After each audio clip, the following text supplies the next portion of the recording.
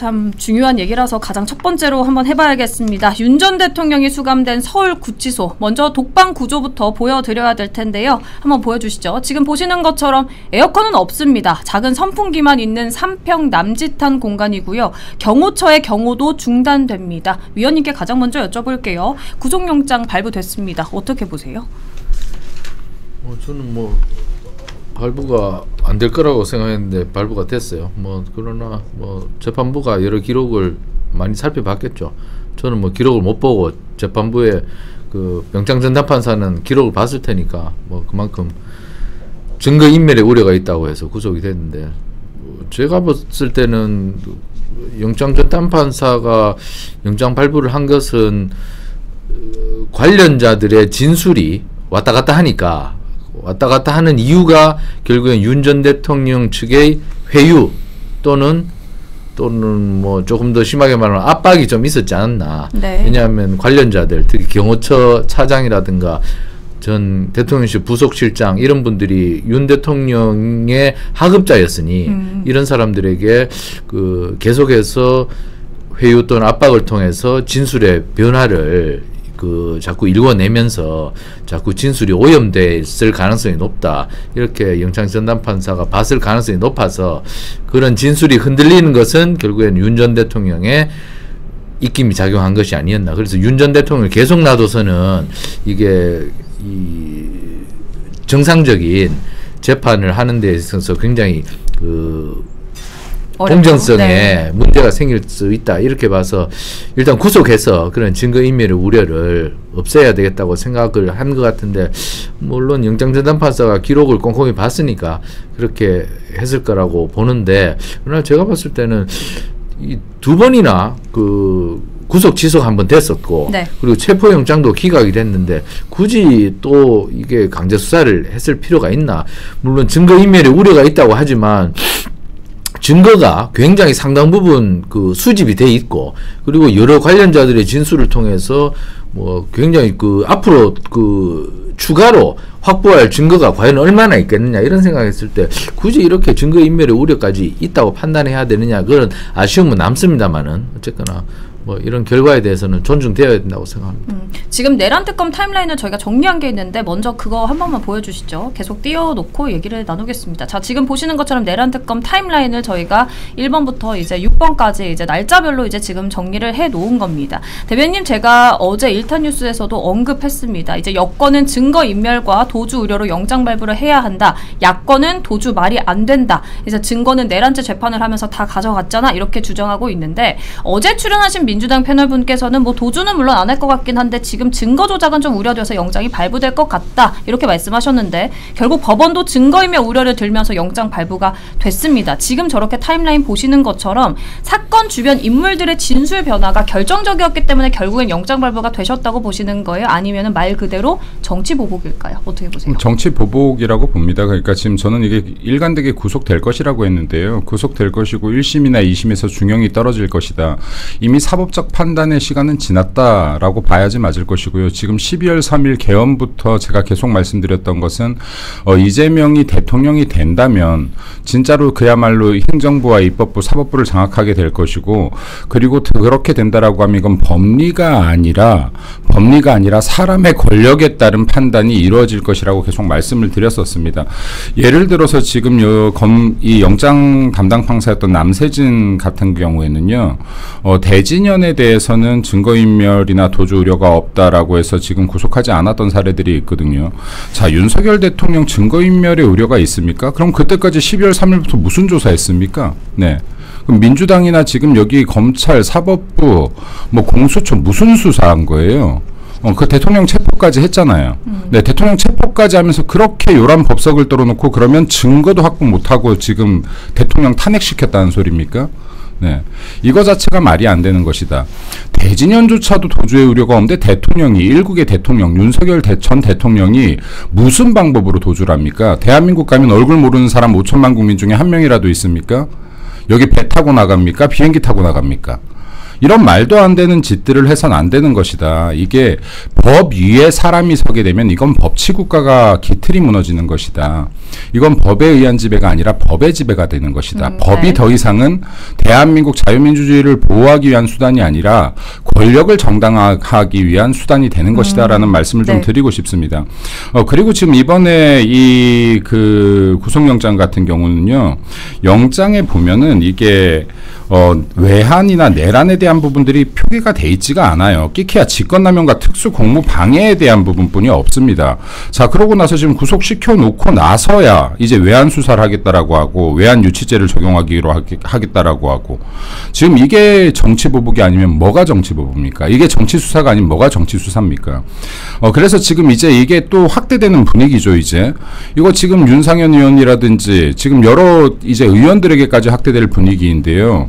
제가 이 이야기도 계속했죠. 윤석열 대통령의 부당한 수사나 체포를 막아내지 못하면 이것이 다른 사람에게까지 이어질 것이다라는 말씀을 드렸고, 그리고 제가 지난 6개월 동안 계속 말했던 게요. 민주당은 개인이 아니라 집단이 공격을 당하면 분노합니다. 근데 국민의힘은요, 개인이 공격당하기 전까지는 분노하지 않아요. 우리 집단을 공격하거나 나와 함께 싸우던 동료, 나와 함께 일하는 동료들이 공격당하는 거는 묵인합니다. 내 순서가 올 때서야 분노합니다. 그때 이미 늦는다니까요. 늦어요. 예. 자, 이제서야 부랴부랴 지금 특검에 대한 TF도 꾸리겠다, 뭐 하겠다라고 하는데, 왜요? 이제 내 순서가 될 것 같으니까요. 그런 거요? 네, 내 순서가 될 것 같으니까 이때 분노하면 늦는다고요, 항상. 지금도 마찬가지입니다.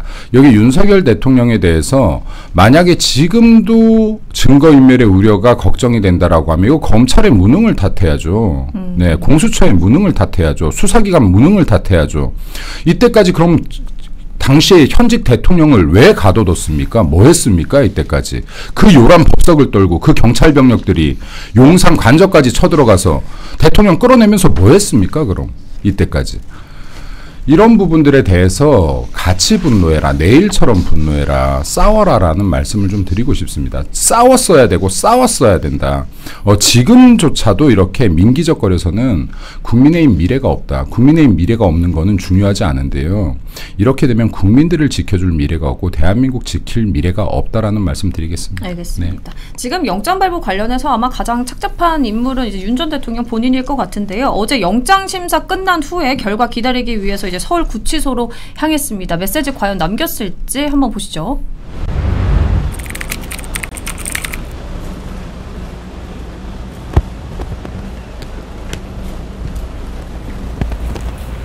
오늘 두 번째 구속심사 받으셨는데 심경 어떠신가요? 오늘 직접 말씀하셨나요? 소명은 직접 하셨나요? 혹시 총 꺼내라고 지시하셨나요? 체포영장 집행 받으라고 지시하신 거 아니신가요?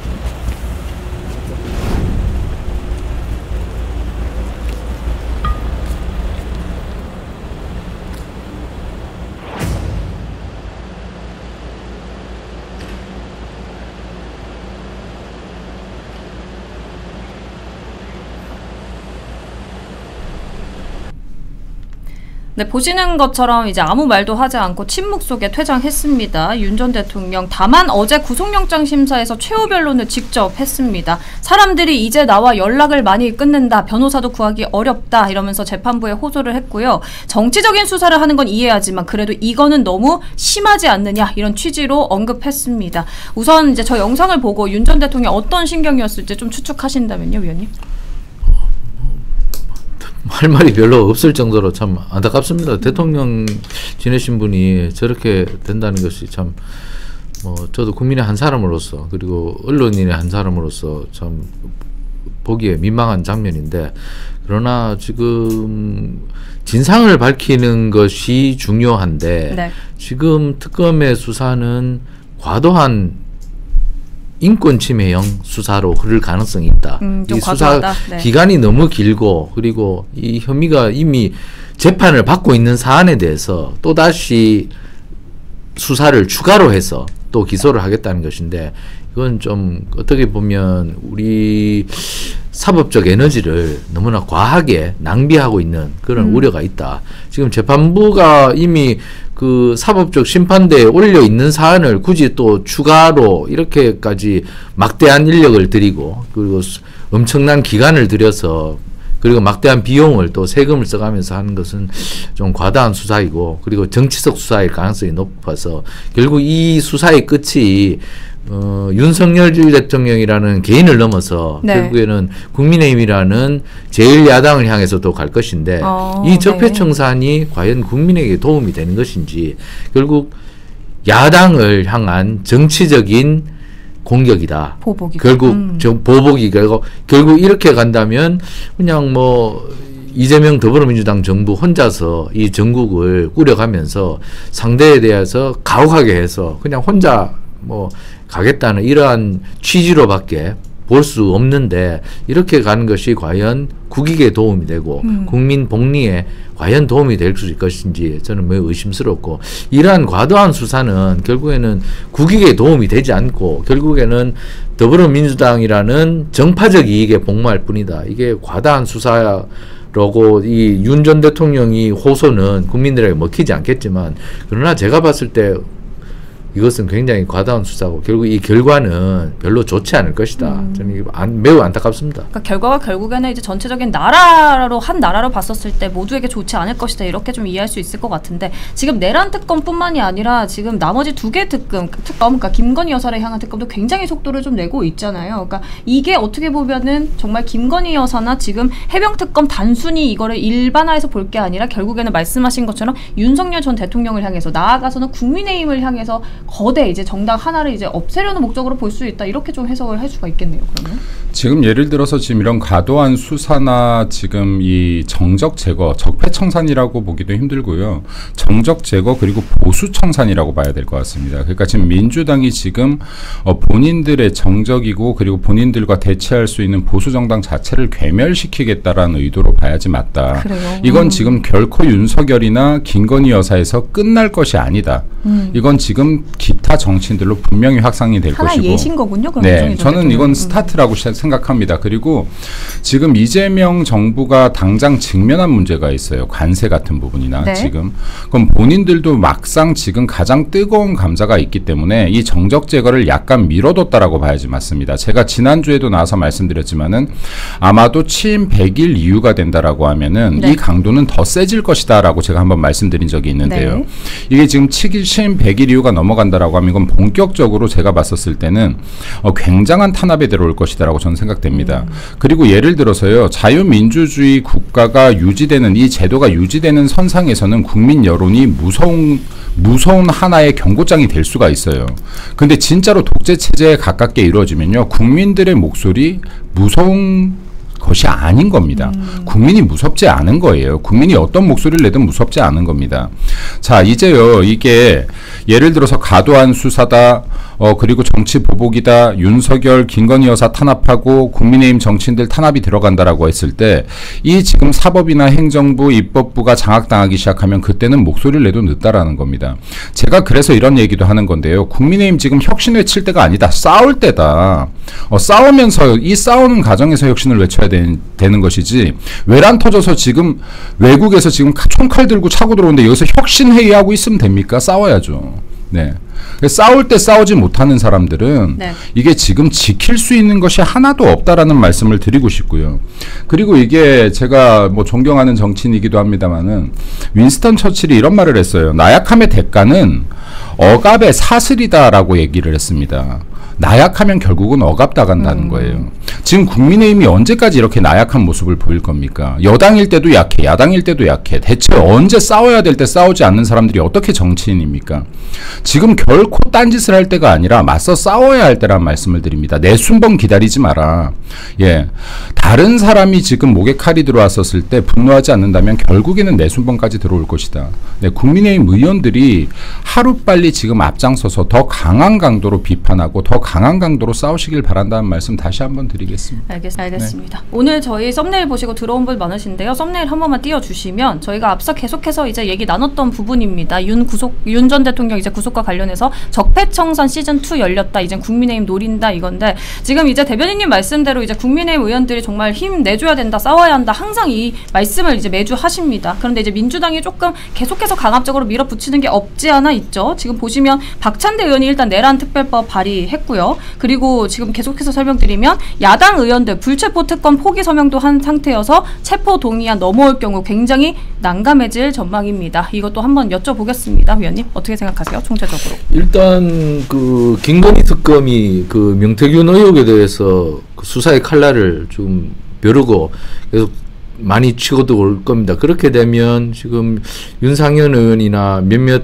현직 의원들 그분들에 대해서 수사의 칼날을 들이밀 텐데 제가 볼 때는 그 부분은 큰 문제가 되진 않을 거예요. 왜냐하면 이게 정당의 공천이라는 게 굉장히 주관적이고 네. 그리고 임의적인 것들이 많습니다. 그게 법률에 따라서 명확히 하는 것도 아니고 당 규정이 뭐 명확히 있는 것이 아니어서 이런 것들은 네. 굉장히 정당의 자율성을 높게 부여하기 때문에 이런 공천 과정에 있어서 뭐 벌어진 일들에 대해서 법의 잣대를 들이밀기에는 굉장히 어려움이 있을 겁니다. 그러니까 그다음 공천 과정에서는 정당의 자율성을 폭넓게 인정을 하죠. 그렇기 때문에 이게 수사의 칼날이 들어온다고 해서 이거 법률적 잣대로 정당의 공천을 뭐 이렇게 해야 된다 저렇게 해야 된다 하기는 무리가 있을 겁니다. 만약에 그렇게 한다면 굉장히 무리한 수사가 되고 공소유지가 어렵습니다. 그렇기 때문에 그러한 부분들은 별 문제가 되지 않을 텐데 지금 내란이 가장 중요한 문제겠죠. 이게 민주당은 지금 말만 하면 내란이라고 하지 않습니까? 내란 대통령, 내란 정당, 네. 내란 공범, 뭐 내란 주범 이렇게 해서 내란으로 자꾸 밀어붙여서 이게 더불어민주당이 결국에는 제1야당 국민의힘을 내란 정당으로 밀어붙일 겁니다. 그러니까 우리 이미 그러고 있죠. 헌법에는 내란 정당을 위헌 정당으로 밀어붙여서 위헌 정당 해산 심판을 청구할 수가 있죠. 정부가. 그렇기 때문에 궁극적으로는 거기까지 가려고 할 겁니다. 이게 박근혜 정부 때 통진당이 위헌 정당으로 정부가 그 결국에는 헌법재판소에 제소를 해서 네. 그 위헌 정당 심판을 헌법재판소가 받아들였죠. 그러니까 위헌 정당 해산을 한 적이 있습니다. 그렇기 때문에 더불어민주당도 극단적으로 그렇게 아마 몰아붙이려고 할 겁니다. 더불어민주당이 아마 그걸 헌법재판소에까지 끌고 가서 이번 그 내란 수사를 통해서 그렇게까지 끌고 갈 건데. 그럼 보수는 어떻게 해야 돼요? 그렇게 되면. 그러니까 이거 국민의힘이 네. 지금 자꾸 스스로 아까 김민수 대변인도 말씀드렸다시피 자기들끼리 자꾸 헐뜯어요. 자기들끼리 흉보고 자기들끼리 뒤통수 치고 네가 나빠, 네가 더 나빠, 네가 정말 나빠 이렇게 하고 있거든요. 그렇게 되면 결국에 내란 정당 프레임에 휘말릴 가능성이 높죠. 그러니까 지금 107명이 똘똘 뭉쳐서 지금 장관들 시원찮은 청문회 올라온 사람들 그 장관 후보자들 빨리 단죄 아니고 어쨌든 끌어내려서 엉터리 장관들 골라내야 되는데 그건 안 하고 지금 서로 제가 아까 말씀드렸다시피 서로 훑뜯어서 그렇게 스스로 총질하고 싸우고 있으니까 이게 안 되는 거죠. 결국 이거 잘못하면은 내란 정당을 몰립니다. 그러면 이거 속수무책으로 당할 가능성이 있는데 국민의힘이 지금 똘똘 뭉쳐야 된다. 지금 밖에서 횃불 들고 지금 대문 열으라고 막 대문 뻥뻥 차고 있는데 지금 대문 안에서는 그 안방에서 그 사랑방에서 나와서 자꾸 이 내부 식구들끼리 지금 숟가락으로 뺨을 때리고 있어요. 이렇게 해서는 적절한 비유신 거예요. 결국에는 결국 횃불 들고 온 사람들이 대문 차고 들어옵니다. 담 넘어 들어옵니다. 그러면은 안방이고 사랑방이고 막 들어올 겁니다. 신발 신고 막 들어올 겁니다. 그러면은 마당으로 다 끌려 나가서 내란 주범으로 몰릴 텐데 이 사람들이 지금 횃불 들고 온 사람들을 지금 빨리 막아야 되는데 이걸 못 막고 있으니 답답할 뿐인데 지금은 국민의힘은 너무 자책하지 말고 일단 밖에서 횃불 들고 군합발로 자꾸 들어오려는 사람들 막아야 됩니다. 이거 정신 차려야 되는데 이러다가는 큰일을 당할 텐데 일단은 국민의힘은 대문 걸어 잠그고 내부에서 정말 똘똘 뭉쳐서 손잡고 밖에 쳐들어오는 사람들 막아야 됩니다. 이거 간곡히 부탁드립니다. 결국에는 국민의힘이 지금 민주당이 원하는 그 프레임대로 지금 어느 정도 하고 있다는 것도 좀 질책하시는 것 같아요, 위원님은. 어디서부터 잘못됐을까요? 진짜 어디서부터 잘못된 걸까요? 지금 수많은 사람들이 개혁을 얘기하면서 윤석열 꼬리 자르면 된다. 그리고 윤석열 이제 손절하면 된다. 탄핵의 강을 건너면 된다. 왜 지지율은 계속 떨어지나요? 그러게요. 그럼 지지율 올라가야죠. 여기서 무조건 끊어낸다고 되는 게 아니에요. 우리 보수는요, 이런 식으로 이승만 대통령을 끊어냈었고요. 박정희 대통령을 끊어냈습니다. 대한민국 지금 이 빛나는 역사에요. 이승만, 박정희 대통령 동상 하나 제대로 없는 나라가 말이 됩니까? 이거 보수가 제때 제대로 싸우지 못해서죠. 이제는요, 많은 사람들이 이승만 대통령이나 박정희 대통령 그냥 나쁜 사람으로 알고 있는 사람들 많아요. 네. 하물며 제가 방송에서도 한번 얘기했습니다마는 김대중 노무현 정권 당시에도요, 가장 존경받는 사람, 가장 좋아하는 사람 1위가 세종대왕도 이순신 장군도 아니고 박정희 대통령이었다니까요. 예. 그리고 잘못한 것보다 잘한 것이 많은 정치인, 이건 역시도 1위가 박정희 대통령이었어요. 이랬던 지금 이승만, 박정희 대통령을 좌파 세력들이 이렇게 공격한다고 후퇴해서 손절해버린 거 보수 정치인들 아닙니까, 결국에. 언제까지 이렇게 손절만 거리면서 지금 이렇게 약해질 겁니까? 나약해질 겁니까? 지금 박참대 그 의원이 주장하고 있는 내란특검법도 그래요. 내란특별법도. 이거 지금 위헌 아닙니까? 내란사건 특별재판부를 설치한다.